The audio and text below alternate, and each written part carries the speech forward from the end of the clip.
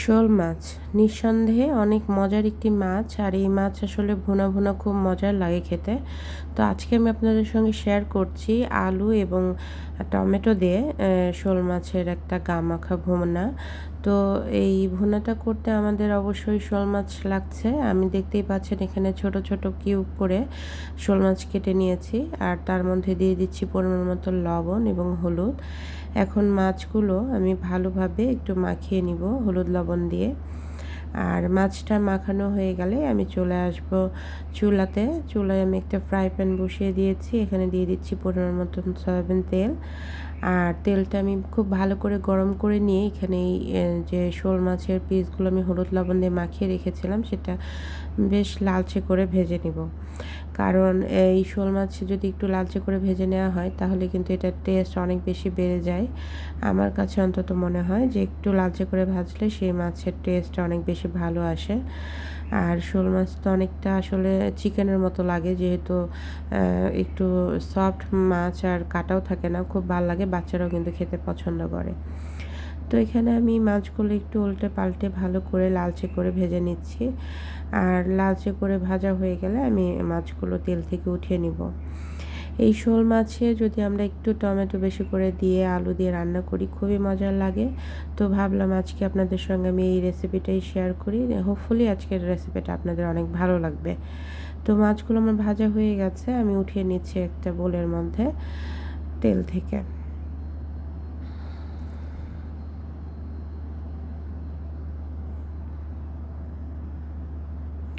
দেখতেই পাচ্ছেন আমি কিন্তু বেশ সুন্দর করে ভেজে নিয়েছি। আর এটার ভুনা খেতে এত মজার হয় তা বলার মতো না। আপনারা চাইলে এভাবে একবার ট্রাই করে দেখতে পারেন। খুবই সিম্পল রেসিপি, বাট খুবই মজার লাগে খেতে। তো আমি সবগুলো মাছ মোটামুটি লালচে করে ভেজে তেল থেকে তুলে নিলাম। আর মাছ ভাজা হয়ে গেলে আমি এই তেলের মধ্যেই আজকে ফোড়ন হিসেবে দিব হচ্ছে গোটা শুকনা মরিচ 2-3টা দিব। আর সেই সাথে দিয়ে দিব 2টা সাদা ফল, লং, গোলমরিচ এবং একটু দারচিনি। সাথে দিয়ে দিলাম গোটা জিরা। আর জিরার মধ্যে কিছুটা রসুন কুচি দিয়ে দিচ্ছি প্রায় 1 কাপ পরিমাণ পেঁয়াজ কুচি। কারণ শোল মাছে কিন্তু একটু পেঁয়াজ রসুনটা বেশি হলে ভালো লাগে। আপনারা চাইলে বাটা দিতে পারেন। আর পেঁয়াজ বাটা রসুন বাটা দিয়ে করলে সেক্ষেত্রে বাটাটা অবশ্যই কম লাগবে। তো পেঁয়াজটা আমি খুব বেশি লাল করি নাই, জাস্ট একটু সামান্য ভেজে নিই। তার মধ্যে আলু যে কিউব করে কেটে রেখেছিলাম সেটা দিয়ে দিলাম।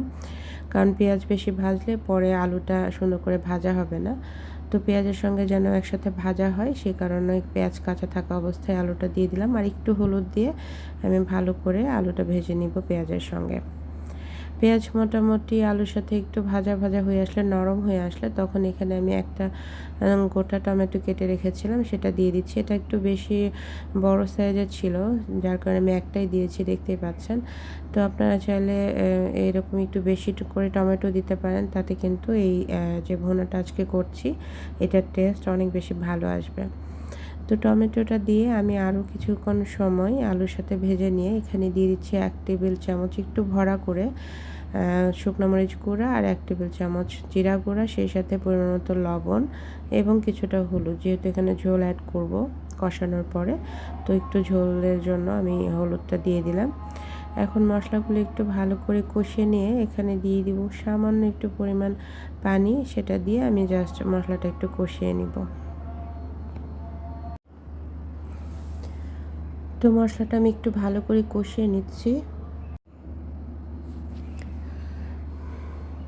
কষানো হয়ে গেলে এখানে আমি আরও সামান্য একটু জল অ্যাড করব, যেহেতু এটা ভুনা ভুনা করব।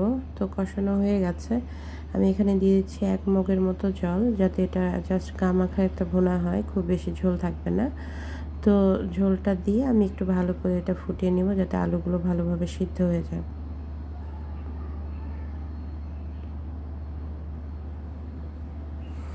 একটু ফুটে ওঠার পরে আমি মাছ যেগুলো ভেজে রেখেছিলাম সেগুলো দিয়ে দিচ্ছি ঝোলের মধ্যে।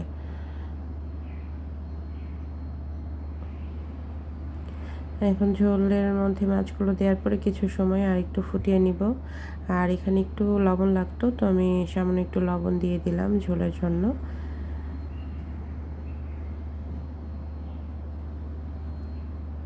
এখন ঝোলটা একটু শুকিয়ে আসার পালা, তো সেই জন্য কিছুটা সময় ওয়েট করতে হবে যেন ঝোলটা সুন্দর করে গামাখা হয়ে আসে। তারপর আমি এই তরকারিটা আসলে চুলা থেকে নামিয়ে নিব।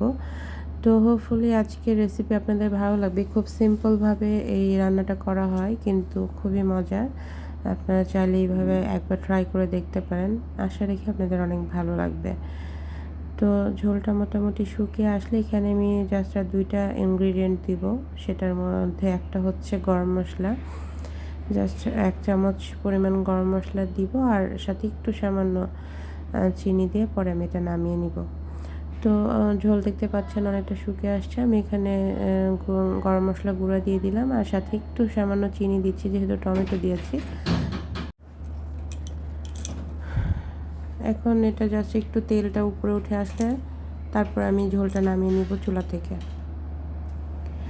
তো এই আমার আজকের রেসিপি একদমই শেষের দিকে। দেখতেই পাচ্ছেন কালারটা কত সুন্দর এসছে। একদম লালচে একটা কালার হয়েছে আর খেতেও আসলে খুব মজার হয়েছিল যেহেতু টমেটো দেয়া আর পেঁয়াজ রসুন দিয়ে রান্না করলে আসলে শোল মাছের টেস্ট অন্যরকম আসে। তো খুবই মজার হয়েছিল খেতে। আশা রাখি আপনাদের অনেক ভালো লাগবে আর ভালো লাগলে অবশ্যই লাইক কমেন্ট শেয়ার করে পাশে থাকবেন। তো সবাইকে অসংখ্য ধন্যবাদ এতক্ষণ সময় দিয়ে পাশে থাকার জন্য। ভালো থাকবেন সবাই। সবার জন্য অনেক অনেক শুভকামনা।